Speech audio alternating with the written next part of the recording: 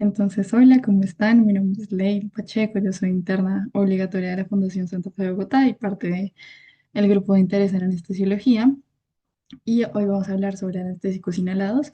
Nos centraremos principalmente en la farmacocinética que tienen estos, la absorción, distribución, metabolismo y excreción. Vamos a hablar como algunas cosas puntuales de cada anestésico, pero no es como lo principal de la charla, lo principal es la farmacocinética.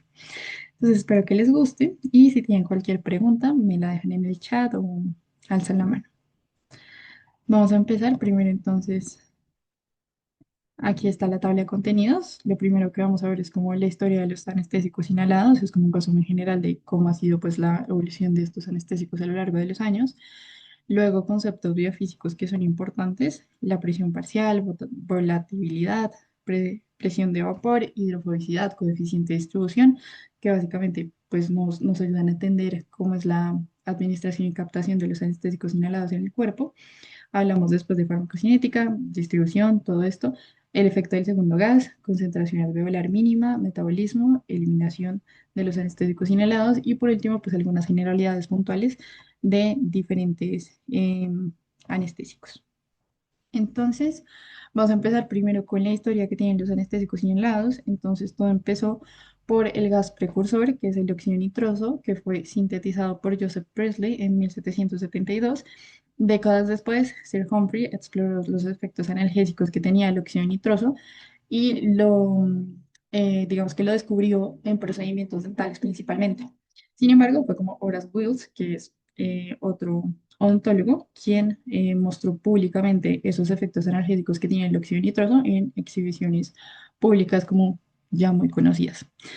Poco después, más o menos por el 1846, surgió el éter dietílico, que es un agente descubierto por otro dentista, pero esta vez en Boston, y este observó los efectos anestésicos del éter en las dichosas fiestas de éter y organizó una demostración muy conocida el 16 de octubre de 1846 en el hospital de Massachusetts llamado eh, el Día del Éter, y eso marcó como el inicio de la anestesia quirúrgica pública.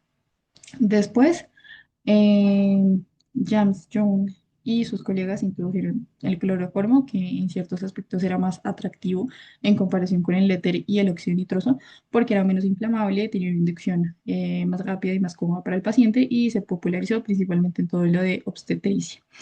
Con el tiempo, sin embargo, tuvo relación con muertes intraoperatorias no explicables y casos de hepatotoxicidad, entonces digamos que perdió un poco de fama.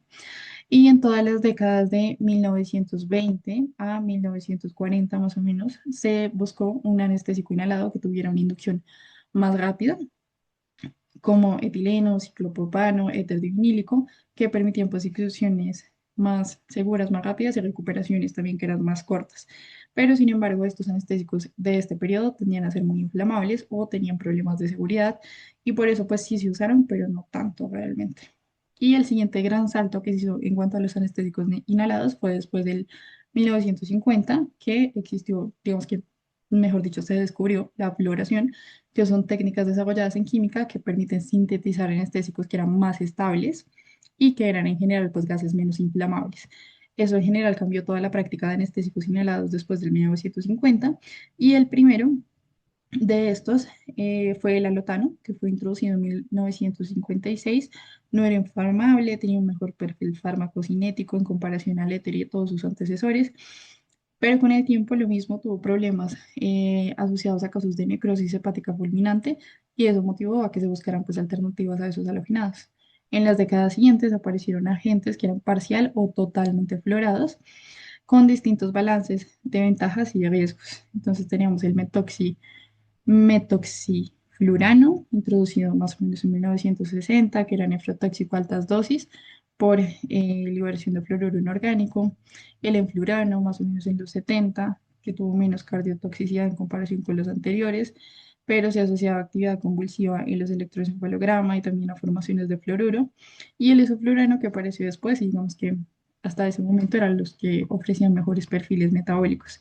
Por último, los que más usamos en la práctica diaria, sevoflurano, desflurano, sintetizados en las décadas posteriores, se adaptaron muy fácilmente a la anestesia general porque daban una inducción y recuperación rápida y es pues un ejemplo de cómo la modificación química a lo largo de los años básicamente marcó pues la historia de los anestésicos inhalados y produjo perfiles farmacocinéticos que eran mejores. Eso es un poquito de la historia de los anestésicos inhalados. Entonces, ahora vamos con la parte de los conceptos biofísicos y químicos que son importantes para entender cómo funcionan los anestésicos inhalados en el cuerpo. Entonces, vamos a hablar principalmente de cinco: de presión parcial, volatilidad, presión de vapor, hidrofobicidad o lipofilia y el coeficiente de distribución lambda. Entonces empezamos con la presión parcial. Entonces está todas como una parte de química. Entonces, por la ley de los gases, sabemos que si estamos en una temperatura constante, la presión de un volumen, la presión de un gas uno por su volumen es igual a la presión de un gas 2 por su volumen. Entonces, acá hay dos conceptos importantes. Primero, la presión parcial, que es la presión que ejerce un gas en un contenedor y es proporcional a la cantidad de moléculas que tiene ese gas, a la temperatura e inversamente proporcional al volumen que tiene ese gas. Y aparte tenemos la presión parcial alveolar, que es la fuerza que impulsa un anestésico a disolverse en la sangre y poder llegar al cerebro. Mejor dicho, pasar al cerebro después. Sabemos también que a una igual presión, la cantidad disuelta depende de la solubilidad del fármaco que está en la sangre. Y agentes en general que tienen una baja solubilidad se disuelven menos y alcanzan una presión cerebral de forma más rápida. ¿Eso qué significa en la clínica? Que la fracción exhalada, que es pues, la que medimos pues, en las máquinas de anestesia de los anestésicos inhalados, son algo muy cercano al efecto cerebral que estamos teniendo. Y por eso la ventilación alveolar, el gasto cardíaco y la solubilidad o el coeficiente de partición sangre-gas son los factores que más importan en cuanto al perfil de un anestésico inhalado y son los que terminan modificando la velocidad que tiene este anestésico en cuanto a la inducción y en cuanto a la recuperación. En esta slide explicamos lo que es la ley de Dalton, que básicamente indica que en una mezcla de gases ideales, obviamente cada componente genera su propia presión parcial y la suma de todas esas presiones parciales es la que nos va a hacer pues, la presión total. Entonces, en esta imagen de la izquierda es básicamente un ejemplo de esa ley de Dalton. Entonces, está mostrando como la presión que tiene a nivel del mar. Entonces, el oxígeno tiene su propia presión, el dióxido, el óxido nitroso, todos como que tienen su propia presión y la suma de estas tres presiones parciales, porque son gases ideales, son lo que nos da la presión total que tiene el aire, que son pues 760 milímetros de mercurio. Clínicamente esto importa porque la presión parcial es la fuerza que impulsa la entrada, pues la presión parcial alveolar que hablamos en el slide anterior es la fuerza que impulsa la entrada del anestésico desde el espacio alveolar a la sangre y pues después hace la distribución a los compartimientos y a los tejidos. Y si tenemos una fracción volumétrica que sea igual, la presión parcial cambia con la presión atmosférica que haya. Entonces, al añadir un anestésico, por ejemplo, si añadimos un anestésico a pues el aire, obviamente cambia la presión a la que está ese gas inspirado, porque ese nuevo gas, ese anestésico inhalado nuevo, modifica las presiones parciales que tienen los demás gases. Entonces, pues la presión parcial básicamente es la que determina el efecto y el gradiente de transferencia que tiene ese anestésico inhalado en cuanto a la distribución que tiene en la sangre y pues en los tejidos. El siguiente concepto es la volatilidad. La volatilidad es también un concepto químico, es básicamente la tendencia de una sustancia líquida o sólida de pasar de su estado líquido a un estado gaseoso. Entonces, en general, a mayor presión de vapor, tenemos una mayor volatilidad, o sea, una mayor pues, tendencia de la sustancia a pasar de un estado líquido principalmente a un estado gaseoso. A nivel molecular, ¿eso qué significa? Que la evaporación ocurre cuando las moléculas de la superficie con más energía cinética, o sea, que tienen más movimiento, escapan de ese estado gaseoso y eso de que depende también de la temperatura a la que estamos. O sea, porque eso rige pues también la energía cinética molecular y con mayor energía cinética escapan más del estado gaseoso. Que es importante que la evaporación no es lo mismo que la ebullición. La ebullición sucede cuando todo el líquido alcanza la presión de vapor y aparecen burbujas en el volumen. En cambio, la evaporación pues, ocurre prácticamente solo en la superficie.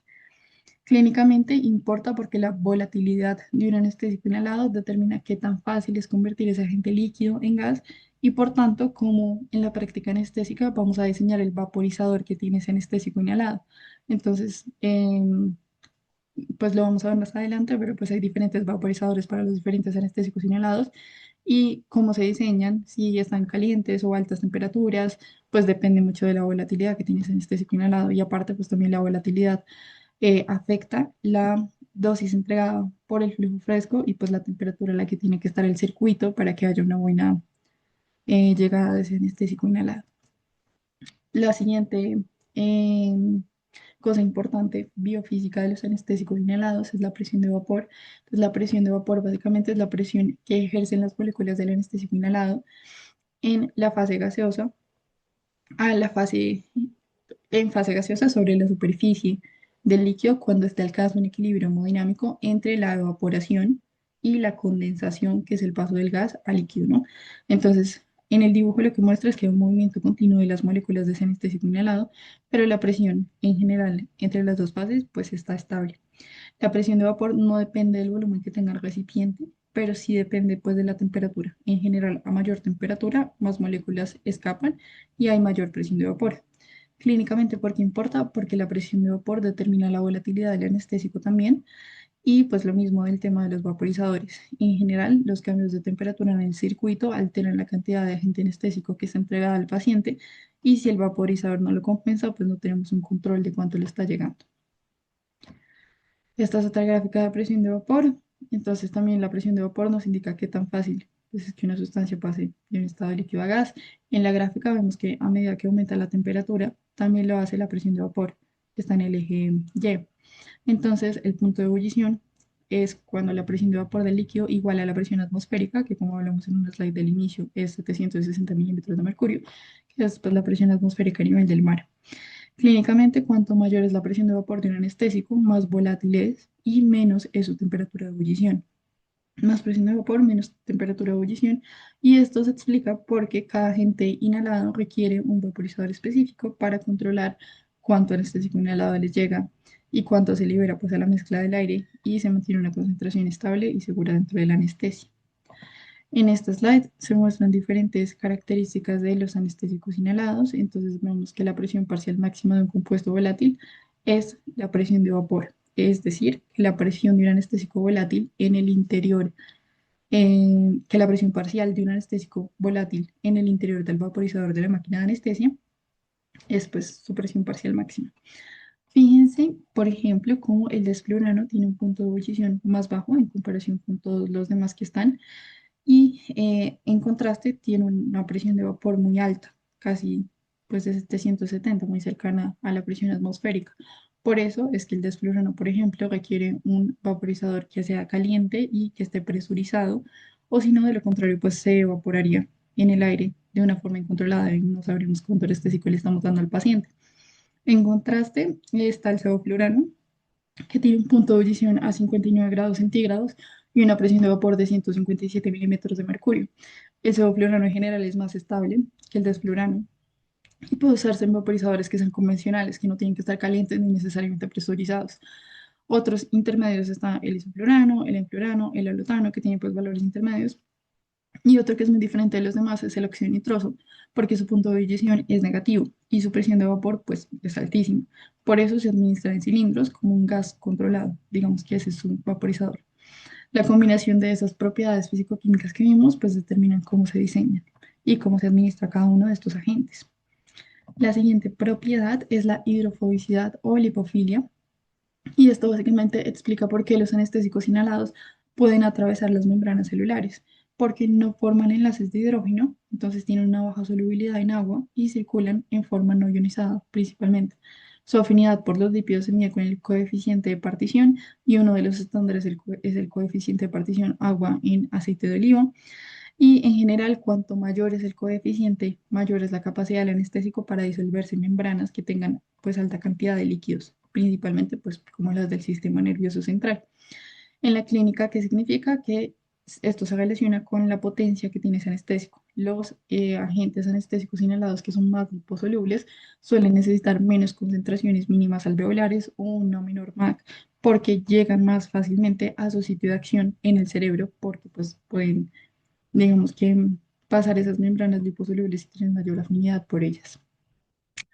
Y el último concepto biofísico que vamos a ver es el cociente de distribución o de partición, que es lambda, que es el coeficiente de dos concentraciones de soluto en equilibrio. Entonces, digamos que tenemos dos solutos en dos solventes que tienen igual presión parcial y están adyacentes, seguidos, pero separados, de tal modo que el soluto se puede pasar de uno de los solutos con solvente al otro, digamos que una de las mezclas a la otra de forma libre.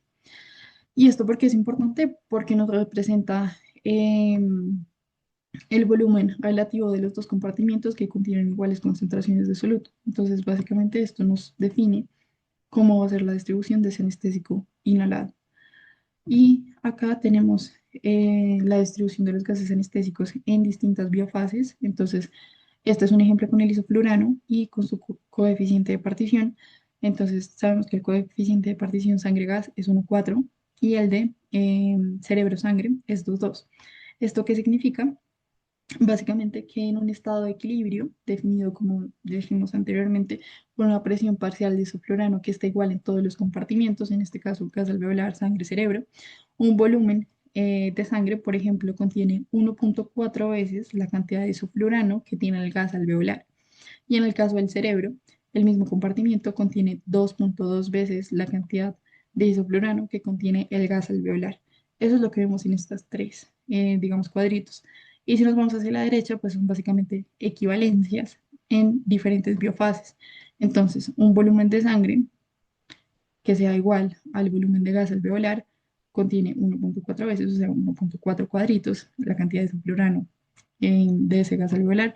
En el caso del cerebro, a comparación de la sangre, tiene 2,2 veces. Y en el caso del cerebro, a comparación de gas alveolar, contiene 3,1, 3 cuadritos, 1 de isoflurano. Ese es el coeficiente de partición. En esta slide vamos a ver las principales diferencias farmacocinéticas. Entonces, en general, la absorción de los anestésicos inhalados corresponde, o sea, es lo mismo, mejor dicho, que la captación pulmonar que tienen, es decir, el paso del gas desde el alveolo hasta la sangre. La excreción, lo mismo que la eliminación, pero pues en sentido inverso, que es pues, el transporte de la sangre hacia el gas, porque la mayoría de anestésicos inhalados, como vamos a ver más adelante, pues son eliminados por el mismo medio que ingresan, o sea, a través de la vía pulmonar. Y un punto fundamental de esto es que el movimiento de estos fármacos en el organismo no se rige por concentraciones, uno no habla de concentraciones, sino por gradientes de presión parcial, porque la diferencia entre esos gradientes de presión parcial son los que van a hacer que haya una distribución de ese anestésico inhalado del alveolo a la sangre, de la sangre al alveolo, pero no hablamos como tal de concentraciones. Listo. Entonces, en cuanto a ya la parte farmacocinética, empezamos con la administración. Entonces, la administración de los agentes inhalados es siempre por vía pulmonar, utilizando vaporizadores que liberan el agente a una concentración controlada y que se tiende a expresar como porcentaje, es decir, la relación que tiene la presión de ese anestésico dentro del vaporizador sobre pues, la presión atmosférica que hay en el ambiente. El movimiento sigue un gradiente de presiones parciales, que eso va a definir pues, la velocidad, pues junto con el coeficiente de partición y las otras características biofísicas, y el movimiento sigue ese gradiente de presiones parciales desde el circuito de gas fresco, pasa al aire alveolar, luego la sangre y finalmente los tejidos. Este proceso ocurre por una difusión pasiva, es decir, que no es un proceso que nos gaste energía de forma activa, y en general, pues como es lógico pensar, siempre se mueve desde donde hay más presión hacia los sitios donde hay menos presión parcial. En cuanto a la farmacocinética de la captación, entonces del gas fresco al circuito, lo vamos a dividir como por fases del gas fresco al circuito, luego del circuito al alveolo, luego del alveolo a la sangre. Entonces empezamos del gas fresco al circuito. La velocidad con que un anestésico llega al circuito depende principalmente de dos cosas. Primero, el flujo de gas fresco que tenemos y también del volumen que hay en el propio circuito de anestésico que estamos utilizando. Lo importante es tener en cuenta la relación que hay entre la presión parcial administrada y la presión parcial del circuito. ¿Por qué? Porque si tenemos una presión administrada mayor que la presión del circuito, pues el flujo de anestésico va hacia el paciente. Si por el contrario la presión administrada es menor, pues predomina la eliminación de ese anestésico inhalado. Y si las dos presiones se igualan, pues no hay un flujo neto, solo un intercambio equilibrado de moléculas, pero no es que el anestésico esté pasando más de un lado hacia el otro, o sea, no se está ni captando ni eliminando. Cuando ya estamos pasando del circuito al alveolo, entonces la velocidad de inducción de un anestésico depende de la ventilación que tiene ese paciente por minuto y del volumen pulmonar que ese paciente tiene disponible. ¿Esto qué significa? Que si aumenta la ventilación que tiene ese paciente, el anestésico va a llegar más rápido a los alveolos, ¿no? Y también importa todo el tema de la reinhalación que hay, porque si el flujo del gas fresco es muy bajo y el volumen empieza a recircular, parte de ese anestésico exhalado, porque se elimina también el anestésico inhalado por vía pulmonar, pues vuelve al circuito y modifica la concentración que el paciente está recibiendo, porque está recibiendo pues la mezcla del anestésico que le estamos dando nosotros a través del vaporizador y los residuos de anestésico inhalado que quedaron tras la exhalación del mismo, ¿no? Y lo más importante que es que la ventilación alveolar es la ventilación por minuto corregida para el espacio muerto. ¿Qué quiere decir esto? Que es básicamente la ventilación que sí está participando de forma activa en ese intercambio de sangre alveolo. Y por último, pues recordemos que la presión alveolar se equilibra con la presión sanguínea y la presión en el cerebro. O sea, cuando estas tres presiones se equilibran es cuando alcanzamos el efecto anestésico deseado porque está llegando, eh, porque digamos que tenemos el valor de cuánto anestésico inhalado hay.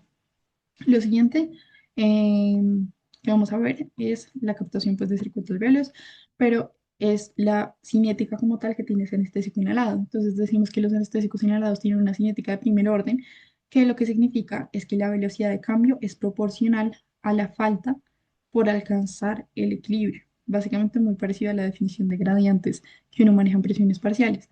Entonces usamos el concepto de algo que se llama constantes de tiempo. Entonces, la constante de tiempo se calcula cuando uno divide el volumen que tiene ese circuito entre el flujo de gas fresco que le estamos poniendo nosotros. Cada constante de tiempo renueva aproximadamente el 63% de los gases que tiene ese circuito. Entonces, se dice que después de tres constantes de tiempo alcanzamos el 95% del equilibrio. Por ejemplo, acá hay un ejemplo. Entonces, si el circuito tiene 8 litros y el flujo fresco es de 2 litros, entonces la constante de tiempo es 4. Es decir, que pues 4 por las tres constantes de tiempo son en 12 minutos, alcanzamos el 95% de la concentración que programamos en el vaporizador. O sea, si lo programamos a, no sé, 2% para sevoflurane en 12 minutos, si tenemos estas características en el circuito y en el gas fresco que nosotros ponemos, en 12 minutos tendríamos en el paciente la concentración que programamos. Lo siguiente es la fracción alveolar y la fracción inspirada. Entonces hay una relación, pues obviamente, entre la fracción alveolar y la inspirada que nos indica qué tan rápido se está alcanzando ese equilibrio que hablamos en la diapositiva anterior. Cuando la fracción alveolar se aproxima a la fracción inspirada, la velocidad de captación del anestésico por la sangre disminuye porque pues se están igualando y el sistema tiende al equilibrio. Si aumentamos la fracción inspirada, aceleramos la subida de la fracción alveolar, ¿no? Porque estamos inspirando más, pues hay mayor fracción alveolar y esto hace que haya una inducción más rápida. Cuando mayor es la solubilidad en sangre del anestésico, que eso es algo que a veces confunde, más se retiene ese anestésico inhalado en la circulación y nosotros no queremos que esté ahí, entonces la subida de la fracción alveolar nos hace que se tarde más en darnos su efecto clínico. Entonces acá tenemos la relación entre la fracción alveolar y la fracción inspirada en minutos administrados de diferentes medicamentos anestésicos inhalados, de alotano, isoflurano, sevoflurano, desflurano, dióxido nitroso, y con eso sabemos pues qué tan rápido se inicia el efecto de cada uno de esos anestésicos. En lo siguiente es cómo aumentar la fracción alveolar con más rapidez, porque hay diferentes formas de hacerlo, y pues así se logra aumentar, mejor dicho, disminuir el tiempo en que empieza a actuar ese anestésico inhalado. Primero aumentamos el flujo que hay en el gas fresco, eso renueva el circuito con más rapidez, incrementamos la ventilación por minuto que tiene el paciente, eso hace pues obviamente que entre más anestésico inhalado en menos tiempo, y por último se puede disminuir la capacidad residual funcional, que es básicamente pues eliminar lo que se puede eliminar del espacio muerto y ya hace que pues haya mayor cantidad de volumen que se está participando en ese intercambio gaseoso. Esto, ¿cómo lo podemos hacer? Eliminando la aspiración, o sea, como mejor dicho, podemos reducir la capacidad funcional residual, entonces se hace con una expiración forzada antes de la inhalación con la mascarilla del anestésico inhalado y eso disminuye el volumen pulmonar inicial y la concentración de anestésico inspirado se eleva más rápido y pues acelera la inducción. En general, la capacidad residual funcional es menor en niños y por eso en los niños la inducción es más rápida con anestésicos inhalados y pues en general se prefiere. Ahora vamos a hablar en las siguientes dos slides de cómo los cambios en la presión alveolar dependen también de la ventilación, del circuito, del gasto cardíaco y pues de otras características. En esta puntualmente vamos a hablar cómo depende de la ventilación y el circuito. Entonces, en esta slide lo que nos muestra son como dos ejemplos de dos tipos de circuitos diferentes. En esta tenemos un circuito abierto con un flujo de gas inspirado que es alto y acá tenemos un circuito que tiene reinhalación con un flujo más bajo. Entonces, las curvas nos comparan dos anestésicos inhalados, sevoflurano y alotano, que son diferentes en solubilidad. En general, el alotano es más soluble y pues con diferentes ventilaciones minuto. Entonces, tenemos la ventilación minutos 2.5, 5 o 10. Y la explicación fisiológica es que la sangre y los tejidos actúan como si fuera una especie de desagüe. Entonces, un anestésico poco soluble en general se extrae menos y la fracción alveolar se aproxima más rápidamente a la concentración inspirada. Si el anestésico es más soluble, como el anotano que vemos acá, la concentración, em, la concentración es diferente, entonces se disuelve más rápido y se retrasa ese equilibrio. Además, cuando aumentamos la ventilación minuto, que básicamente vemos que se aumenta acá, se eleva la cantidad de gas que llega por unidad de tiempo porque el paciente está respirando, pues digámoslo así, más rápido y el flujo de gas inspirado reduce la reinhalación y favorece la inducción, o sea que sea más rápida y la recuperación que se elimine también más rápido.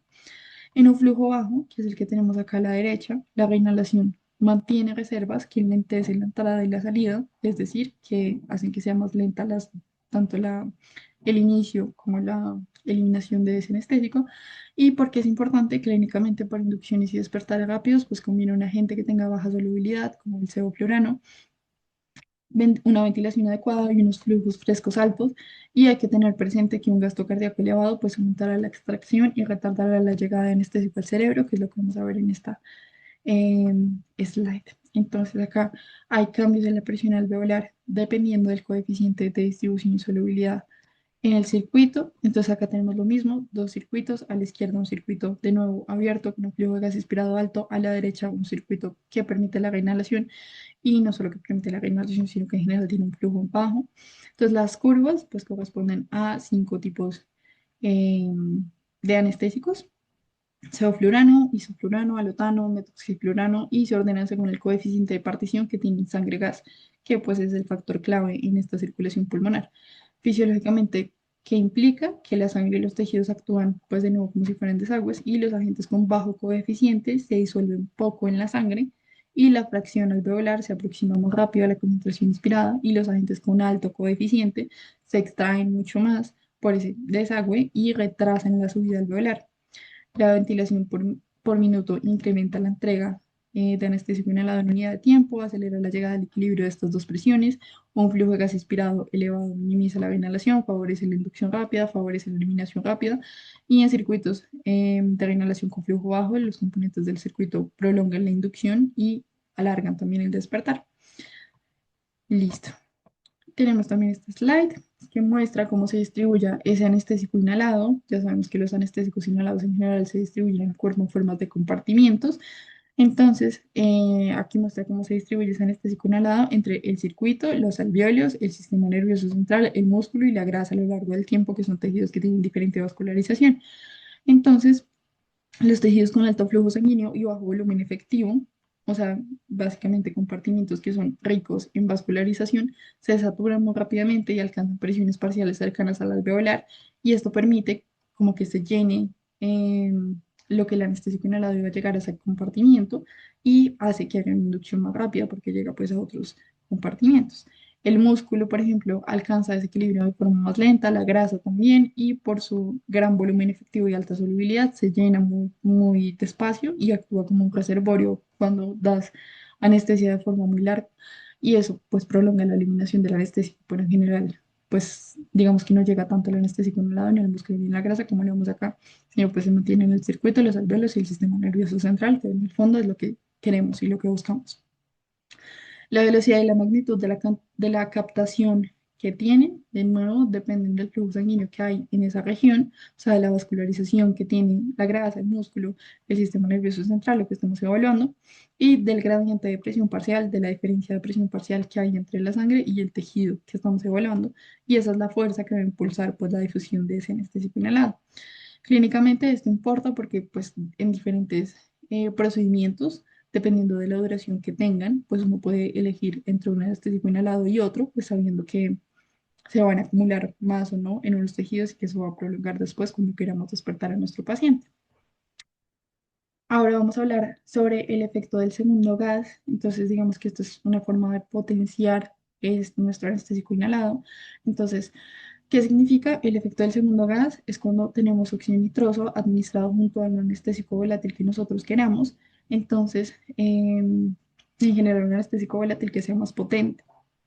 Entonces, el anestésico se absorbe más rápidamente desde los alveolos, reduce transitoriamente el volumen alveolar que hay, lo disminuye y concentra el gas acompañante. Es decir, el óxido nitroso de alguna forma ayuda a que el gas anestésico inhalatorio más potente que está usando se concentre más en el cuerpo. El fenómeno acelera el proceso de la fracción alveolar, de la presión parcial del anestésico es más la diferencia, entonces el anestésico es más potente y facilita una inducción que sea más rápida. Además, la reposición del volumen que se pierde con un gas fresco mantiene las proporciones pues, de todos los componentes del aire y potencia pues, el efecto del otro gas. En la práctica, ¿por qué importa? Porque el óxido nitroso permite alcanzar concentraciones alveolares eficaces en menos tiempo en comparación a cuando no se usa y con una mayor estabilidad pues, en comparación a cuando no se usa. Alteraciones en la captación, entonces los anestésicos volátiles modifican la captación de diferentes maneras, entonces a mayor dosis reducen la ventilación espontánea. ¿Esto qué significa? Que disminuye la entrada de ese anestésico al pulmón porque hay menos ventilación espontánea y enlentece la inducción que estamos haciendo. Al mismo tiempo, disminuyen también el gasto cardíaco, es decir, que hace que los tejidos bien perfundidos, como el cerebro y el corazón, reciban más anestésico inhalado en menos tiempo. Este doble efecto puede generar un círculo vicioso porque hay menos ventilación, más depresión cardiovascular, mayor captación en los órganos vitales, como el cerebro y el corazón, y hace que en extremos de mucho anestésico inhalado, pues lleven a un colapso hemodinámico del paciente. Ahora vamos con la parte de la concentración alveolar mínima. Entonces, la concentración alveolar mínima es el parámetro clásico que uno utiliza para medir la potencia de los diferentes anestésicos inhalados. Entonces, la concentración alveolar mínima se define como la concentración que evita el movimiento frente a un estímulo quirúrgico en el 50% de los pacientes. La concentración alveolar mínima de despertar, que es otra definición, se define como la concentración que impide la conciencia en la mitad de los individuos. Y para la mayoría de los anestésicos volátiles en general, equivale a un tercio de la concentración alveolar mínima que genera pues, el movimiento con un estímulo quirúrgico en el 50% de los pacientes. Solo es diferente en el caso del óxido nitroso, que en el caso del óxido nitroso, pues la concentración alveolar mínima para el despertar es cerca del 70% de la concentración alveolar mínima. Si llegamos a concentraciones de 1,2 veces la concentración alveolar del anestésico inhalado, la probabilidad de que el paciente se mueva con el estímulo quirúrgico es muy baja, entonces la probabilidad pues, de inmovilidad de ese paciente es muy alta. En resumen, la concentración alveolar mínima nos sirve como una referencia porque la presión alveolar refleja la presión cerebral efectiva, que es donde pues, ocurre la acción anestésica que nos importa a nosotros. Estos son factores que aumentan la concentración alveolar mínima, entonces la concentración de ciertos neurotransmisores, de hipertermia, uso crónico de etanol y hipernatremia en general, pues aumentan la concentración alveolar mínima que necesitan esos anestésicos inhalados. Y acá también esta slide lo que representa es que el valor de la concentración alveolar mínima, pues obviamente no es fija para todos los pacientes. Hay factores que disminuyen esa concentración alveolar mínima, como pacientes de edad avanzada, que tengan acidosis, que tengan hipoxemia, que tengan hipotensión, que tengan hipernatremia, que estén embarazadas, que usen ciertos tipos de fármacos, opioides, benzodiazepinas, etanol, barbitúricos. Y en esta gráfica lo que muestra es que, pues en general, la concentración alveolar mínima disminuye con la edad. A mayor edad, disminuye para todos los agentes anestésicos inhalados. ¿Por qué es importante? porque esto nos permite como ajustar la dosis que le estamos dando al paciente dependiendo de las condiciones que tiene ese paciente y no lo sobredosificamos. Mejora la seguridad, mejora la eficacia y obtenemos el resultado que queremos del anestésico inhalado sin necesidad de darle una dosis excesiva al paciente. En cuanto a la recuperación de la anestesia de los anestésicos inhalados, la recuperación pasa cuando la presión parcial de los tejidos cae por debajo de la presión venosa mixta, entonces el anestésico inhalado empieza a salir del cuerpo, genera un flujo de anestésico que va hacia el alveolo para facilitar su eliminación por vía pulmonar y para favorecer este gradiente necesitamos que la presión del circuito esté muy baja.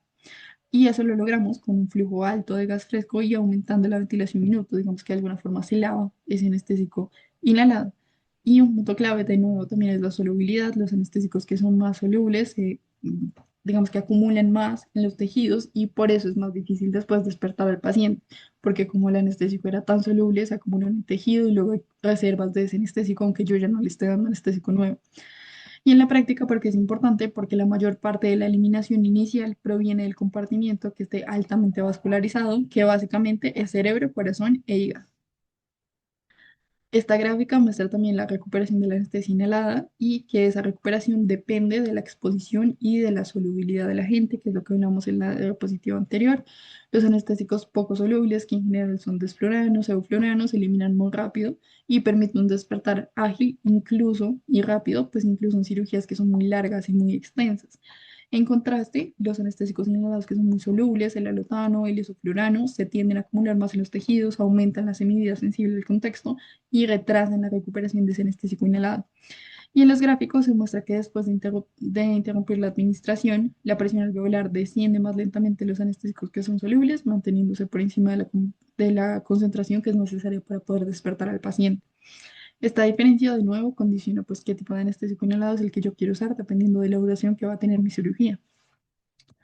Ahora hablando de la eliminación de los anestésicos inhalados, como dijimos al inicio y lo hemos dicho de forma transversal en la presentación, los anestésicos inhalados se eliminan casi en su totalidad por los pulmones. Existen otras vías de pérdidas cutáneas por difusión hacia el aire y pérdidas viscerales durante cirugías abdominales, pero en la práctica real esas cantidades que se eliminan por otras vías son mínimas y clínicamente son despreciables y no son importantes. O sea, son importantes, pero no son eh, clínicamente relevantes. El metabolismo de los anestésicos inhalados es mínimo en general, precisamente porque su vía de eliminación es vía pulmonar por exhalación. Solo una fracción muy pequeña llega a sufrir biotransformación y cuando pasa es biotransformación hepática, que es mediada por el citocromo P450. En general, a mayor solubilidad de ese anestésico inhalado, llegamos a los tejidos, se acumula más, es decir, tiene más metabolismo y aunque sigue siendo baja, pues tiene efectos clínicamente limitados, pues en general los anestésicos de mayor solubilidad, isoflurano y todos ellos, pues tienen más metabolismo. El óxido nitroso es una excepción, de nuevo, porque no se metaboliza, o sea, prácticamente no se metaboliza. Cuando hablamos de metabolismo, de biotransformación y de excreción de los volátiles, sus efectos son considerados clínicamente poco relevantes, precisamente porque se metabolizan muy poco o de base no se metabolizan, en comparación pues, con los efectos que tienen en la vía de eliminación pulmonar, que es su principal. El metabolismo de los anestésicos volátiles haloginados varía según el agente que estamos utilizando. En general, es muy bajo en el metabolismo en los anestésicos modernos que utilizamos en la práctica clínica diaria es mucho más bajo a comparación de los anestésicos antiguos y eso explica por qué hay diferencias en la seguridad y toxicidad de los anestésicos que utilizamos ahora en comparación con los anestésicos que utilizábamos a lo largo de la historia y digamos que cuando lo descubrimos al principio. Por ejemplo, acá tenemos el alotano, se metaboliza un 25%, generando metabolitos que son reactivos y proteínas trifluoroacetiladas que pueden desencadenar hepatitis fulminante. Alotano 25% y la incidencia de esa hepatitis fulminante es 1 en cada 20.000 pacientes. El metoxiflurano alcanza hasta 70% del metabolismo con metabolitos que son nefrotóxicos y el enflurano y isoflurano tienen un metabolismo mínimo, 2.5 enflurano, 0.2 isoflurano, respectivamente, el desflurano 0.02 y el sevoflurano 5% que produce metabolitos, sí, digamos que tiene un grado de metabolismo tisular un poco más alto, pero en general esos metabolitos no son tóxicos, aunque se han descrito pues algunos casos aislados muy puntuales de complicaciones hepáticas. En general, los anestésicos que utilizamos en este momento presentan una baja biotransformación, un bajo metabolismo y eso reduce los riesgos sistémicos y aseguran que su eliminación sea principalmente pulmonar sin afectar nada más. Acá hay algunos ejemplos de las propiedades de los anestésicos inhalatorios que utilizamos en la práctica clínica. Entonces, esas propiedades determinan cuál es el comportamiento clínico que tiene ese anestésico y explican las diferencias que hay entre cada uno, entre su potencia, la rapidez en la que inician su captación y su eliminación. El óxido nitroso, por ejemplo, introducido pues, al principio en los siglos XX, tiene un bajo peso molecular y escasa solubilidad en sangre. Entonces, tiene una CAM que es muy alta, en general es bastante alta, 104 y eso hace que sea insuficiente como un agente único, o sea, no se puede dar solo con anestesia inhalatoria con óxido nitroso, pero es útil como coadyuvante, como vimos en el efecto de segundo gas. Los halogenados como alotano, metoxiflurano, fluorano y isoflurano tienen mayor solubilidad, presentan inducciones que son más lentas, tienen riesgos de acumulación por su alta solubilidad y además tienen pues, riesgos de toxicidad hepática o renal debido a sus metabolitos. Y los agentes más modernos que se utilizan más comúnmente, el desflurano y el sevoflurano, tienen baja solubilidad, sangre gas y coeficientes de distribución que son más favorables. Eso se traduce en que hay una inducción más rápida, una recuperación más rápida y un perfil de seguridad mejor a comparación de los demás. Y todos esos parámetros físico-químicos que vimos al principio, el peso molecular, el punto de ebullición, la presión de vapor, coeficientes de partición, son los que nos permiten entender cómo se va a hacer ese manejo clínico de los anestésicos inhalados y cuál es el anestésico inhalado ideal para el tipo de cirugía y la duración de cirugía que vamos a utilizar. Acá hay algunas generalidades de los anestésicos inhalados, lo mismo, tenemos los agentes más usados, los anteriores a esos, los iniciales. Hay diferencias en el punto de ebullición que hablamos al inicio, diferencias en las presiones a vapor que nos ayudan a entender la parte de la captación, diferencias en el peso molecular y en la CAM de cada uno de ellos. Ahora vamos a pasar a la parte donde hay como una descripción pequeña de cada uno de estos anestésicos inhalados y terminamos con las conclusiones de la charla. Entonces, el isoflurano es un éter metietílico halogenado. Está líquido a temperatura ambiente, por eso necesita un vaporizador que tenga temperatura alta y que esté presurizado. En general no es inflamable, aparece y lo usamos más o menos hace 5 o 6 años y tiene una concentración alveolar mínima de 1,2. El desflurano es también un éter metiletílico fluorado, diferencia con el isoflurano que un átomo de flúor es sustituido por uno de cloro, pero lo demás de la práctica clínica es lo mismo. La CAM es 5 veces mayor al isoflurano, la CAM es de 6, es gaseoso al ambiente y requiere un vaporizador presurizado también. Sin metabolismo, tiene menos trifluoroacetato para incidencia de hepatitis, irritante en vía aérea, tos, salivación, pausa respiratoria, laringoespasmo y puede generarnos hipotensión, taquicardia e isquemia. El sevoflurano, que es el que más usamos, es un éter metilisopropílico fluorado, broncodilatador, menor irritación de vía aérea, metabolizado, a fluoruro inorgánico y otros componentes que en general eh, no generan problemas hepáticos, no generan daños hepáticos, producen monóxido de carbono y calor, riesgo de fuego, explosión, degradaciones a diferentes compuestos que son nefrotóxicos en ratones, pero no se ha demostrado que sean nefrotóxicos en humanos. Y la CAM que utilizamos, de la que siempre pues, vemos en salas, que es una CAM de 2%. Óxido nitroso, gas no inflamable, la CAM es de 104%, es decir, que tiene una baja potencia porque es muy alta. Se administra en conjunto con opioides, con otros anestésicos volátiles para hacer el efecto de segundo gas. El peso del cilindro es fiable el contenido, la presión se mantiene estable en general, como vemos, se administra pues, principalmente en cilindros por la presión de vapor que es tan absurdamente alta. Tiene efectos analgésicos leves, por lo que no es suficiente como anestésico inhalatorio únicamente, y puede producir náuseas y vómitos postoperatorios y un efecto de llenado de espacios cerrados con aire. Por último, el xenón, que es un gas noble, características en general químicas y biofísicas de un gas ideal. El CAM es 71%, es decir, también es alto en general, por eso es limitante en el uso clínico. Tiene una presencia en la atmósfera de 0,5 por presión atmosférica, alto costo en producción, baja solubilidad, no es explosivo, no irrita vía aérea, sino produce depresión miocárdica en general. Ahora vamos con las parte de las conclusiones. Entonces, los mensajes importantes de toda esta charla de farmacocinética de anestésicos inhalados, ¿cuáles fueron? Primero, que el movimiento de los gases anestésicos en el cuerpo se rige principalmente por gradientes de presiones parciales y no por concentraciones, por diferencia de gradientes de, de presión parciales en diferentes compartimentos que están adyacentes juntos, pero que permiten la movilidad de los solutos pues a través de ellos. Siguen una ruta, en general el gas fresco, aire alveolar, sangre y tejidos, van pues pasando a favor del gradiente, obviamente de los sitios de mayor concentración a los sitios de menor. La velocidad de captación del anestésico se puede aumentar si aumentamos el flujo de gas fresco y aumentamos la ventilación por minuto. Los anestésicos más solubles requieren más tiempo para ser eliminados, por tanto, más tiempo para que el paciente despierte, porque esos anestésicos más solubles se van a quedar en los compartimientos eh, con tejido más vascularizado y va a ser pues, más difícil que se elimine después. La principal vía de eliminación de los anestésicos inhalados es la exhalación, igual que la principal vía de captación es la inhalación. Todo por vía pulmonar, muy poco se metaboliza.